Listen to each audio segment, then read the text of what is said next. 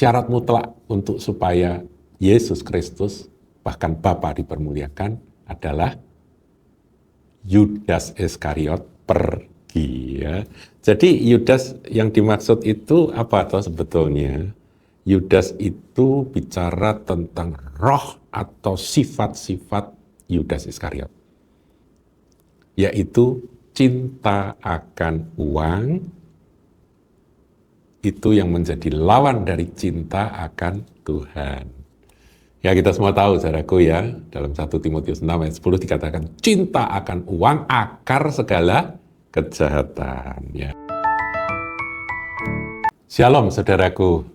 Saudaraku, perenungan firman Tuhan dalam Suara Gembala kali ini saya awali dengan kita sama-sama membaca 1 Korintus pasal yang ke-10, ayatnya yang ke-31. Sebuah ayat bagus yang sering kita dengar dan sering kita baca. Saya bacakan, saudara. Aku menjawab, jika engkau makan atau jika engkau minum, atau jika engkau melakukan sesuatu yang lain, apa saja, lakukanlah semuanya itu untuk kemuliaan Tuhan. Jadi makan, minum itu mewakili kegiatan yang sangat rutin, saudara ya. Orang kan mesti makan dan minum ya. Entah makan nasi pecel atau makan steak, minum teh atau minum air atau minum sirup, makan minum, saudara. Itu kegiatan sehari-hari, karena manusia kalau tidak makan dan tidak minum pasti mati. Jadi dalam kegiatan yang paling basic, paling dasar, atau ya dikatakan, jika engkau melakukan sesuatu yang lain itu apa saja saudara?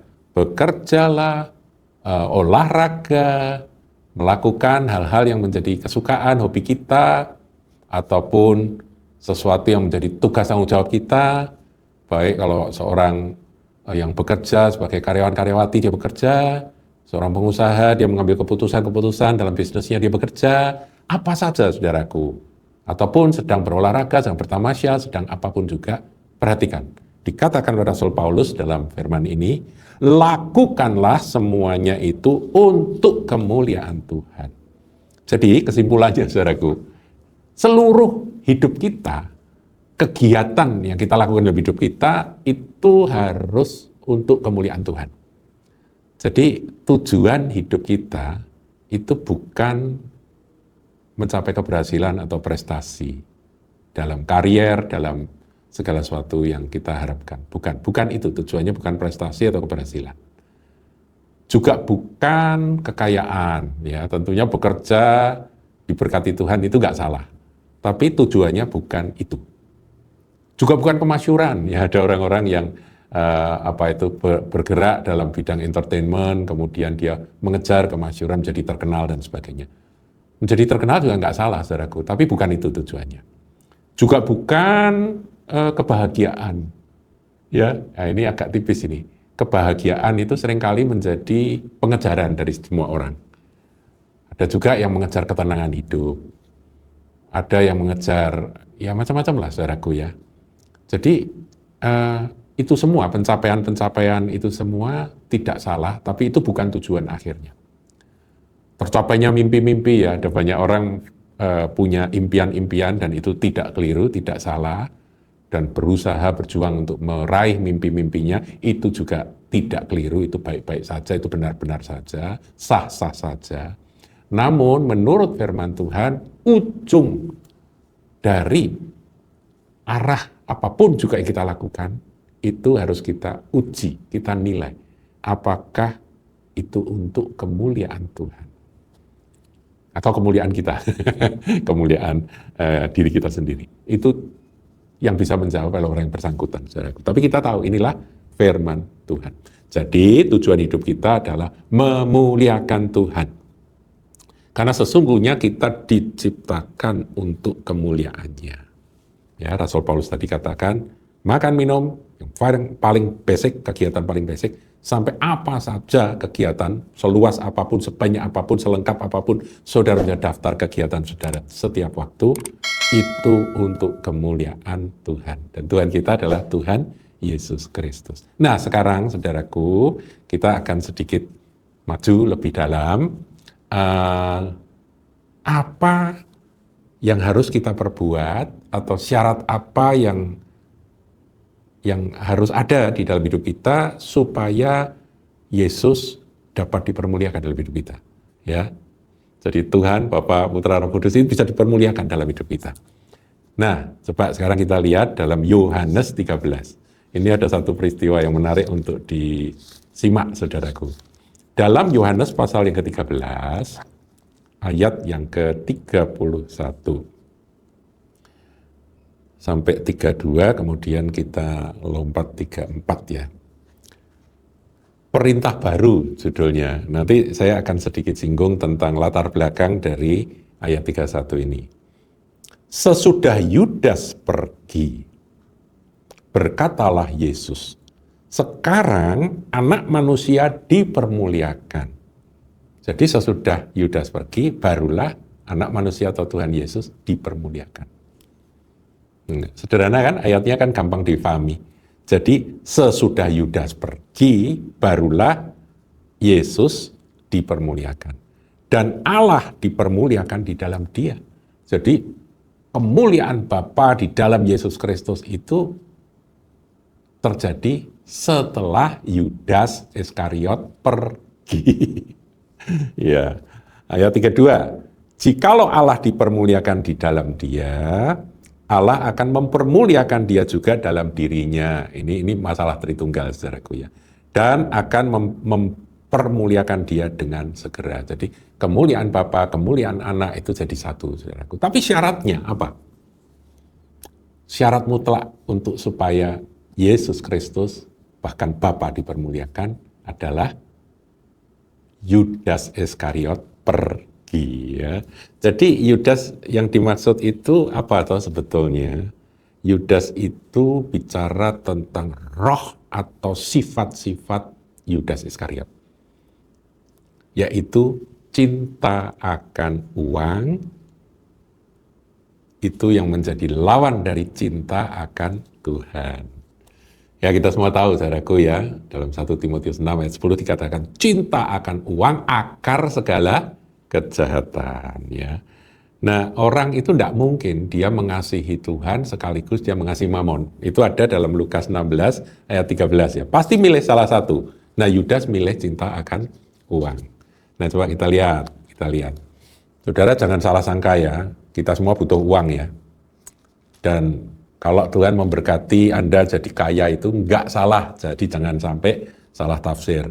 Tetapi kalau sampai greedy, sampai akhirnya cinta uang dan menyingkirkan Tuhan, mengesampingkan Tuhan, uang yang jadi Tuhan, nah itulah yang menjadi bahaya karena roh Yudas Iskariot nyusup, saudaraku, menyusup ya.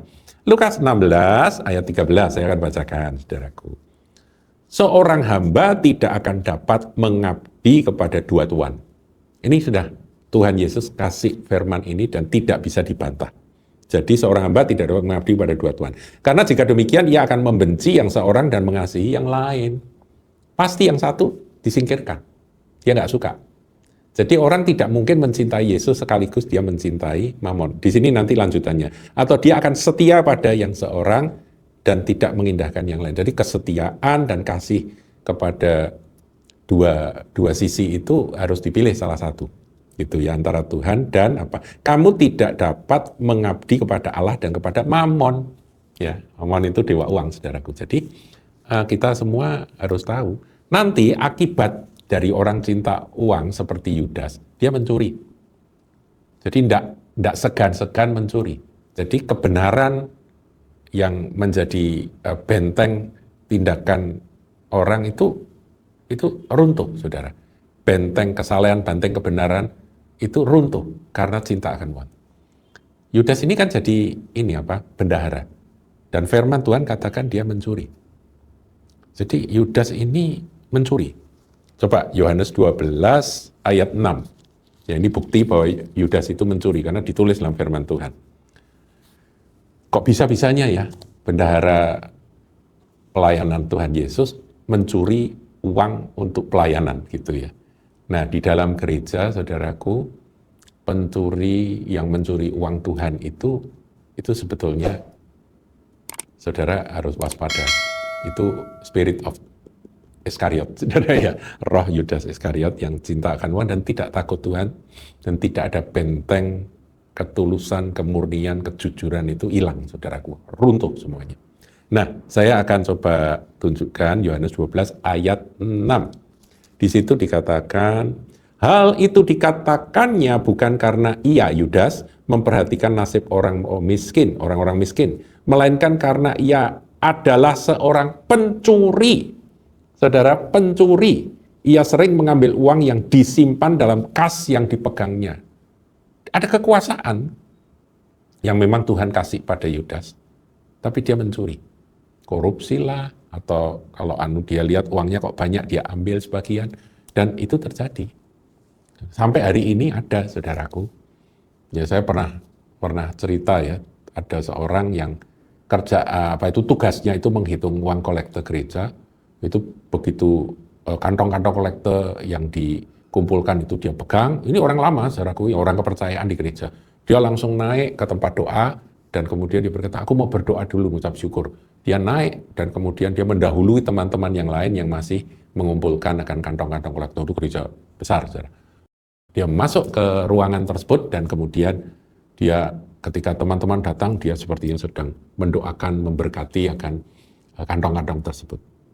Nah, orang nggak tahu, saudaraku, bahwa ternyata dia cepat sekali. Dalam waktu yang singkat ketika dia bersendiri, saya nggak ada CCTV itu di ruang itu, jadi nggak bisa dicek. Tapi dia dengan cepat sekali mengambil uang-uang besar, ya tentunya ratusan ribu, itu langsung masuk ke tasnya dia. Dan dia pun kemudian ikut menghitung dengan gembira dan sukacita. Nah, teman-teman nggak ada yang curiga. Baru kemudian ketahui ketika dia mulai beli rumah, dia mulai beli mobil, dan sebagainya semua.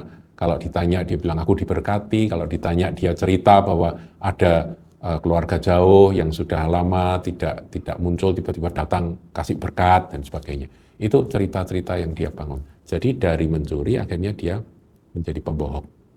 Nah, itu kan satu paket, saudaraku. Dan dari bohong dia kebohong, dan seterusnya. Tapi akhirnya Tuhan yang menunjukkan dan dia ketahuan dia mengambil uang dari kas gereja. Nah, itu uang persembahan ya, yang tiap minggu. Nah, karena ketahuannya gimana, saudara? Ketika orang yang bersangkutan ini tidak hadir, persembahan naik. Ketika orang yang bersangkutan hadir, persembahan turun. Jadi ngambilnya nggak tanggung-tanggung, saudaraku, dan jumlah yang besar. Saudaraku, ini spirit of Judas.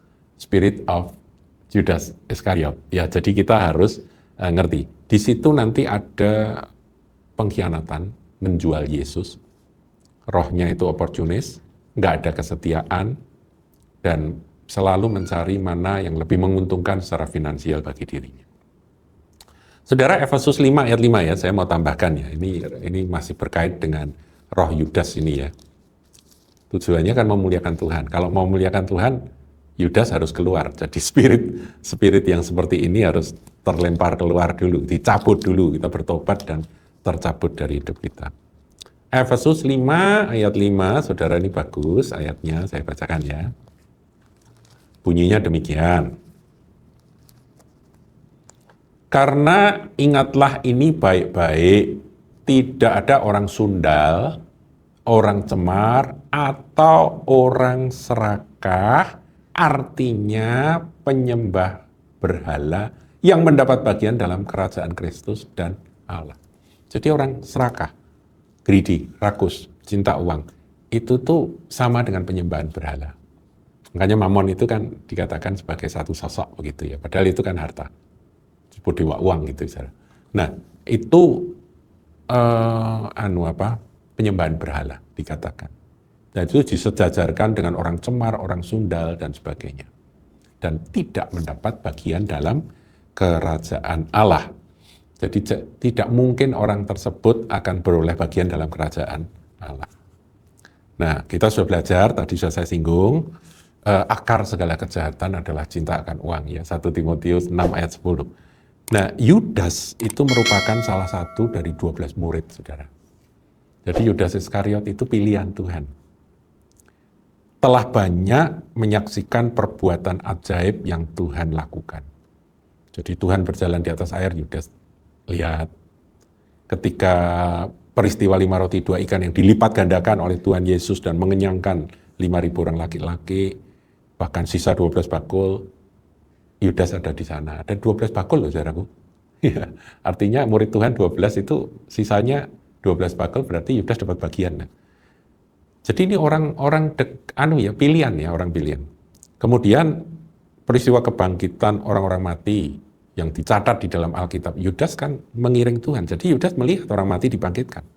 Lazarus yang sudah 4 hari mati di dalam kubur juga bangkit, dia juga lihat. Meneduhkan badai, menyembuhkan orang sakit, mencelikkan orang buta, itu Yudas ada di sana. Yudas saksi. Bahkan ketika Tuhan mengutus murid-murid untuk melakukan pengusiran setan, menyembuhkan orang sakit, itu pun Yudas juga ikut bergerak dan ikut berjalan. 12 murid, 70 murid, itu Yudas ada di situ, menjadi tim intinya, saudaraku. Waktu bagi-bagi 5 roti 2 ikan, Yudas juga ikut bagi-bagi, saudara. Tapi dia mencuri.